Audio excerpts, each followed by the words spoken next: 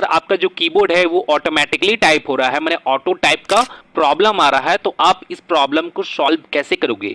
आपके कीबोर्ड में किसी तरह का भी फिजिकल डैमेज वगैरह नहीं होना चाहिए, क्योंकि फिजिकल डैमेज होने के कारण ही कभी कभी क्या होता है कि कीबोर्ड ऑटो टाइप होने लग जाता है। तो यहाँ पे जो मैं आपको बताने वाला हूँ वो यहाँ पे मैं सॉफ्टवेयर के रिलेटेड में बताने वाला हूँ कि अगर आपके सॉफ्टवेयर में किसी तरह का कोई प्रॉब्लम है तो उसके कारण यहाँ पे आपके कीबोर्ड में ऑटो टाइपिंग हो रहा है, तो आप इस प्रॉब्लम को आप सॉल्व कैसे करेंगे। तो गाइस सबसे पहला जो मैं आपको प्रोसेस बताने वाला हूँ, तो पहला प्रोसेस में आपको करना क्या है कि आपको अपने विंडोज़ के स्टार्ट मेन्यू पे राइट क्लिक करना है। यहाँ पे देखोगे यहाँ पे डिवाइस मैनेजर का आपको यहाँ पे एक ऑप्शन शो होगा, तो आपको इस ऑप्शन पे आपको क्लिक करना है। जैसे आप यहाँ पे देखोगे यहाँ पे कीबोर्ड्स का आपको यहाँ पे एक ऑप्शन देखने को मिलेगा, तो आपको इस ऑप्शन पे आपको यहाँ पे क्लिक करना है। आपको यहाँ पे स्टैंडर्ड PS/2 कीबोर्ड का आपको यहाँ पे ऑप्शन देखने को मिलेगा, या आपको कोई अनदर नेम से आपको यहाँ पे ये ऑप्शन देखने को मिलेगा। इस ऑप्शन पे राइट क्लिक करना है और आपको यहाँ पे अपडेट ड्राइवर पे आपको यहाँ पे क्लिक कर आपको इसे अपडेट कर लेना है। जैसे मैं यहाँ पे इस पे क्लिक करता हूँ और जैसे आप यहाँ पे देखोगे आपके सामने कुछ इस तरह का इंटरफेस होगा, तो आपको करना क्या है कि आपको यहाँ पे सर्च ऑटोमेटिकली फॉर ड्राइवर्स पे आपको यहाँ पे क्लिक करना है और आपका जो ड्राइवर है वो यहाँ पे अपडेट होना स्टार्ट हो जाएगा। कीबोर्ड से रिलेटेड जो ड्राइवर होगा, अगर इनकेस अगर आपका ड्राइवर अपडेटेड होगा तो यहाँ पे डायरेक्टली आपको इस तरह का ऑप्शन शो होगा। जैसे आप यहाँ पे देख सकते हो, यहाँ पे the best drivers for your device are already install, जैसे यहाँ पे मेरा शो हो रहा है। अगर इनकेस अगर आपका ये ड्राइवर अपडेट नहीं होगा तो यहाँ पे अपडेट होना स्टार्ट हो जाएगा, यहाँ पे इंस्टॉल होना स्टार्ट हो जाएगा। तो आपको इस प्रोसेस को अप्लाई करना है। फिर उसके बाद क्या करना है कि आपको अपने सिस्टम को एक बार रीस्टार्ट कर लेना है। इसे अप्लाई करने के बाद आपको अपने सिस्टम को एक बार रीस्टार्ट कर लेना है और रीस्टार्ट करने के बाद चेक करना है कि आपका जो कीबोर्ड में जो पहले प्रॉब्लम आ रहा था, क्या वो प्रॉब्लम आ रहा है कि नहीं आ रहा है, आपको यहाँ पे चेक करना है। अगर इनकेस तब भी आपका ये प्रॉब्लम आ रहा है तो आपको इस बार आप क्या करना है, तो यहाँ पे मैं जैसे आपको यहाँ पे सेकेंड प्रोसेस बताता हूँ कि सेकेंड प्रोसेस में आपको करना क्या है। सेकेंड प्रोसेस में भी आपको यहाँ पे इसी कीबोर्ड वाले ऑप्शन पे आपको यहाँ पे राइट क्लिक करना है और यहाँ पे आपको अपडेट ड्राइवर पे वापस से क्लिक करना है। ये सेकेंड वाला ऑप्शन को आपको यहाँ पे सिलेक्ट करना है, browse my computer for drivers का। तो आपको इस ऑप्शन पे क्लिक करना है कि आप यहाँ पे देखोगे यहाँ पे आपको let me pick from a list of available drivers on my computer का आपको यहाँ पे एक ऑप्शन शो होगा, ये वाला ऑप्शन। तो आपको करना क्या है कि आपको इस ऑप्शन पे क्लिक करना है और क्लिक करने के बाद जैसे आप यहाँ पे देखोगे यहाँ पे मेरा एक सिंगल ड्राइवर यहाँ पे शो हो रहा है। अगर इन केस अगर आपके केस में यहाँ पे 2 ड्राइवर शो हो रहा है या 3 ड्राइवर शो हो रहा है या 4 ड्राइवर शो हो रहा है, तो आपको करना क्या है कि आपको यहाँ पे उन सभी ड्राइवर को एक एक कर इंस्टॉल करके चेक करना है कि आपका जो कीबोर्ड से रिलेटेड वो प्रॉब्लम है वो प्रॉब्लम सॉल्व हो रहा है कि नहीं हो रहा है। जैसे फॉर एग्जांपल जैसे यहाँ पे मान के चलिए यहाँ पे मेरा ये सिंगल ड्राइवर यहाँ पे शो हो रहा है, तो मैं यहाँ पे इसी को ही मैं यहाँ पे सिलेक्ट करता हूँ और सिलेक्ट करने के बाद आपको इसे नेक्स्ट करना है और नेक्स्ट करने के बाद उसे इंस्टॉल करना है और यहाँ पे जो ये ड्राइवर है वो इंस्टॉल हो जाएगा। और इंस्टॉल होने के बाद आपको एक बार अपने सिस्टम को रीस्टार्ट कर लेना है, आपको एक बार अपने सिस्टम को रीस्टार्ट करना है और रीस्टार्ट करने के बाद फिर आपको चेक करना है कि आपका कीबोर्ड में जो प्रॉब्लम आ रहा था वो प्रॉब्लम आपका सॉल्व हुआ है कि नहीं हुआ है। अगर इनकेस तब भी सॉल्व नहीं हुआ है तो अगर यहाँ पे आपका सेकेंड ऑप्शन है तो आप अब इस बार सेकेंड ऑप्शन को आपको यहाँ पे सेलेक्ट करना है, फिर नेक्स्ट करना है, उसे इंस्टॉल करना है, फिर वापस से चेक करना है कि वो कीबोर्ड में आपका जो प्रॉब्लम था वो सॉल्व हुआ है कि नहीं।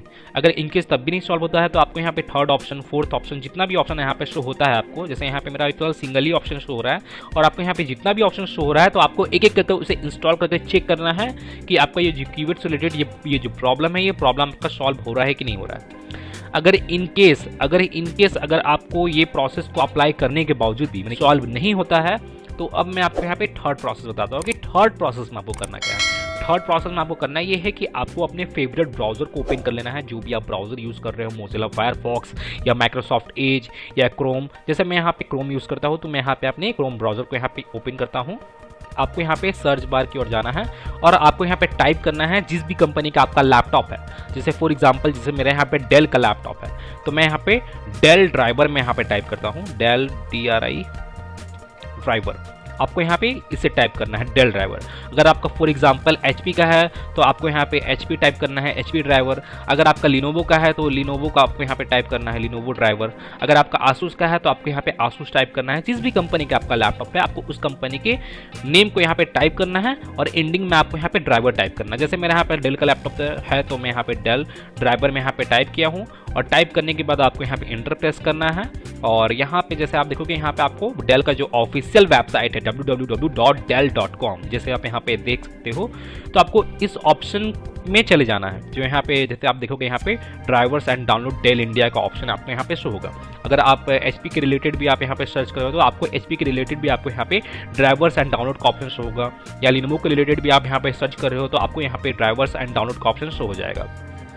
तो आपको इस ऑप्शन में चले जाना है। जैसे आप यहाँ पे देखोगे यहाँ पे आपके सामने एक इस तरह का सर्च बार आपको यहाँ पे शो होगा।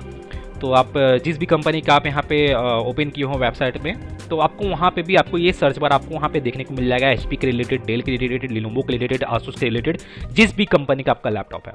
तो यहाँ पे अब आपको करना क्या है कि आपको यहाँ पे इस सर्च बार में आपको अपने लैपटॉप का सीरियल नंबर को यहाँ पे टाइप करना है, मैंने यहाँ पे इस जगह पे सर्च बार में।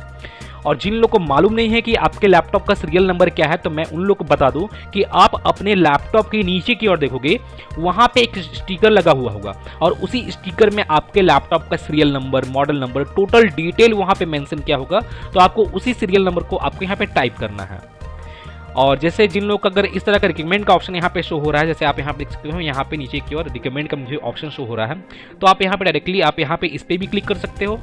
यहाँ पे आपको सीरियल नंबर टाइप करने की जरूरत नहीं पड़ेगा। अगर जिन लोग के यहाँ पे रिकमेंड का ऑप्शन शो नहीं हो रहा है तो आपको यहाँ पे सीरियल नंबर को यहाँ पे टाइप करना ही पड़ेगा। तो जैसे मैं यहाँ पे रिकमेंड का ऑप्शन शो हो रहा है तो मैं इस पर ही क्लिक करता हूँ। और क्लिक करने के बाद जो आपका लैपटॉप का डिटेल है, टोटल डिटेल, कौन सा मॉडल है, क्या मैंने सीरियल नंबर है, आपको यहाँ पे टोटल आपको यहाँ पे शो हो जाएगा। अब आपको करना क्या है कि जैसे आप यहाँ पे नीचे की ओर देखोगे, आपको यहाँ पे ड्राइवर्स एंड डाउनलोड का ऑप्शन आपको यहाँ पे शो होगा। तो ये ऑप्शन मेरा टॉप की ओर यहाँ पे शो हो रहा है, ऊपर की ओर ही, फ्रंट में ही।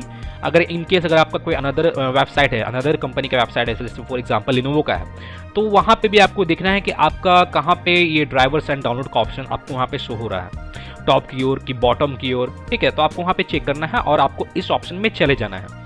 और इस ऑप्शन में जाने के बाद जैसे यहाँ पे तो मैं जो कीबोर्ड से रिलेटेड जो ड्राइवर को डाउनलोड कर रहा हूँ, जो लेटेस्ट ड्राइवर है मेरे लैपटॉप का, जो जेन्युइन ड्राइवर है, यहाँ पे क्या होता है ना कि जैसे आप यहाँ पे जो भी मॉडल आप यहाँ पे डालोगे, जो भी सीरियल नंबर डालोगे, उस सीरियल नंबर के अकॉर्डिंग उसी लैपटॉप का, उसी सीरियल नंबर का आपको यहाँ पे जेन्युइन ड्राइवर आपको यहाँ पे देखने को मिलता है।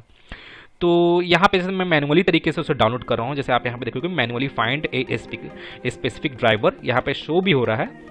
तो यहाँ पे करना क्या है कि जैसे आप यहाँ पे देखोगे, यहाँ पे फाइंड ड्राइवर का आपको यहाँ पे ऑप्शन शो हो रहा होगा, तो आपको इस ऑप्शन पे क्लिक करना है। और आप यहाँ पे इसे डाउनलोड की ओर स्क्रॉल डाउन करोगे तो आपको आपके लैपटॉप का जितना भी ड्राइवर है, जितना भी कंपोनेंट आपके लैपटॉप में लगा हुआ है, उसके रिलेटेड आपको यहाँ पे टोटल ड्राइवर्स आपको यहाँ पे शो हो जाएगा। तो यहाँ पे आपको अपने कीबोर्ड के रिलेटेड यहाँ पे ड्राइवर आपको यहाँ पे फाइंड आउट करना है। जैसे आप यहाँ पे देखोगे, यहाँ पे mouse, keyboard and input device का यहाँ पे ड्राइवर में यहाँ पे मेरा शो हो रहा है, ये वाला ड्राइवर। जैसे आप यहाँ पे देख सकते हो, यहाँ पे शो हो रहा है mouse, keyboard and input device का। तो आपको इसी ऑप्शन पे जाना है। आपको यहाँ पे फाइंड करना है कि आपका कहाँ पे है ये मेरा ड्राइवर है, कीबोर्ड से रिलेटेड जो इनपुट डिवाइस से रिलेटेड जो ड्राइवर होता है वो आपका कहाँ पे है, आपको यहाँ पे फाइंड आउट करना है। जैसे यहाँ पे मैं फाइंड आउट ऑलरेडी कर चुका हूँ। अब आपको करना क्या है कि आपको इस सॉफ्टवेयर को डाउनलोड करना है और डाउनलोड करने के बाद आपको इसे इंस्टॉल करना है अपने सिस्टम में, जो प्रॉपर तरीके से इंस्टॉल होता है। तो आपको इंस्टॉल करना है और इंस्टॉल करने के बाद आपको एक बार अपने सिस्टम को एक बार रीस्टार्ट कर लेना है। और रीस्टार्ट करने के बाद फिर आपको चेक करना है कि आपका जो कीबोर्ड है वो प्रॉपर तरीके से वर्क कर रहा है कि नहीं, जो आपका प्रॉब्लम था वो प्रॉब्लम सॉल्व हुआ है कि नहीं। अगर इनकेस तब भी आपका ये प्रॉब्लम सॉल्व नहीं होता है, जैसे यहाँ तक ये थर्ड प्रोसेस तक आते आते मैं जानता हूँ कि आपका ये प्रॉब्लम सॉल्व हो जाएगा, लेकिन मैं आपको बता दूँ कि अगर ये प्रॉब्लम तब भी सॉल्व नहीं होता है तो अब मैं आपको यहाँ पे फाइनल प्रोसेस बता रहा हूँ, जो 4th नंबर प्रोसेस है। तो 4th नंबर प्रोसेस में आपको करना क्या है कि आपको अपने विंडोज़ के स्टार्ट मेन्यू में जाना है और यहाँ पे आपको टाइप करके सर्च करना है कंट्रोल पैनल। इस कंट्रोल पैनल को ओपन कर लेना है। आपको यहाँ पे अब रिकवरी वाले ऑप्शन को यहाँ पे मैंने क्लिक करना। अब आपको यहाँ पे ओपन सिस्टम रिस्टोर का ऑप्शन शो होगा, तो आपको इस ऑप्शन में जाना है। और जैसे मैं आपको बता दूं कि किन्हीं लोगों को मालूम नहीं होता है कि रिस्टोर करने से क्या होता है, तो मैं उन लोगों को बता दूं कि रिस्टोर करने से क्या होगा कि आपका यहाँ पे जो सिस्टम है, जैसे आप यहाँ पे रिस्टोर करोगे अपने सिस्टम को, तो आपका जो सिस्टम है वो 2-3 दिन पीछे चला जाएगा। यहाँ पे जिस भी टाइम और डेट को आप यहाँ पे सेलेक्ट करते हो रिस्टोर करने के दौरान, तो वहाँ पे उस और डेट और टाइम के अकॉर्डिंग आपका जो सिस्टम है वो उतने दिन पीछे चला जाएगा। और उतने दिन पीछे जाने का मतलब मैंने पास्ट में चला जाएगा, और उतने दिन पास्ट में जाने का मतलब ये है कि मान के चलिए 2-3 दिन पहले आपका ये प्रॉब्लम नहीं था, ये प्रॉब्लम आ जाया है, तो आपका जो सिस्टम है वो 2-3 दिन पीछे जाएगा, तो आपका जो ये प्रॉब्लम है ये प्रॉब्लम सॉल्व हो जाएगा। मैंने 2-3 दिन पीछे जाने का मतलब ये है कि आपका सिस्टम 2-3 दिन पीछे जैसा भी था वो एज इट इज़ वैसा ही हो जाएगा, तो वो प्रॉब्लम आपका सॉल्व हो जाएगा कीबोर्ड से रिलेटेड। तो इसे रिस्टोर कैसे करना है, क्योंकि आपको यहाँ पे इसे नेक्स्ट करना है नेक्स्ट करने के बाद जैसे आप यहाँ पे देखोगे, यहाँ पे मेरा अभी फिलहाल यहाँ पे सिंगल डेट ही यहाँ पे शो हो रहा है। अगर आपको यहाँ पे और भी आपको यहाँ पे डेट शो होता है तो आपको करना क्या है कि आज के डेट के नियरली जो भी डेट यहाँ पे शो होता है तो आपको उस डेट को यहाँ पे सिलेक्ट करना है। और जैसे मैं यहाँ पे इस डेट को सिलेक्ट किया हूँ, अब आपको इसे नेक्स्ट करना है और यहाँ पे अब आपको यहाँ पे सी ड्राइव को यहाँ पे सिलेक्ट करना है। सी ड्राइव को सिलेक्ट करने के बाद आपको इसे फिनिश कर देना है और फिनिश करने के बाद जो आपका सिस्टम है वो रीस्टोर होना स्टार्ट हो जाएगा। और मैं आपको बता दूं किन्हीं लोगों का रीस्टोर होने में 30 मिनट का भी टाइम लगता है, किन्हीं लोगों को 1 आवर का भी टाइम लगता है, किन्हीं लोगों को 2 आवर 3 आवर 4 आवर का भी टाइम लग जाता है। वो आपके सिस्टम के डेटा पे डिपेंड करता है कि यहाँ पे आपको रीस्टोर होने में कितना टाइम लगेगा, कितना टाइम ड्यूरेशन आपको यहाँ पे देखने को मिलेगा। तो वो आपके सिस्टम के डेटा पे डिपेंड करता है। तो आपको यहाँ पे जरा पेशेंस रखना है और आपको सिस्टम को अपने कंप्लीटली रीस्टोर कर लेना है और रीस्टोर करने के बाद जो आपका ये प्रॉब्लम है, ये प्रॉब्लम आपका सॉल्व हो जाएगा। तो गाइज मैं फिर मिलता हूँ नेक्स्ट वीडियो में। Till then and bye bye. और एक बात और, सब्सक्राइब बटन पे 2-3 फैट लगा दीजिएगा जिससे सब्सक्राइब हो जाए और घंटी वंटी गिर जाए।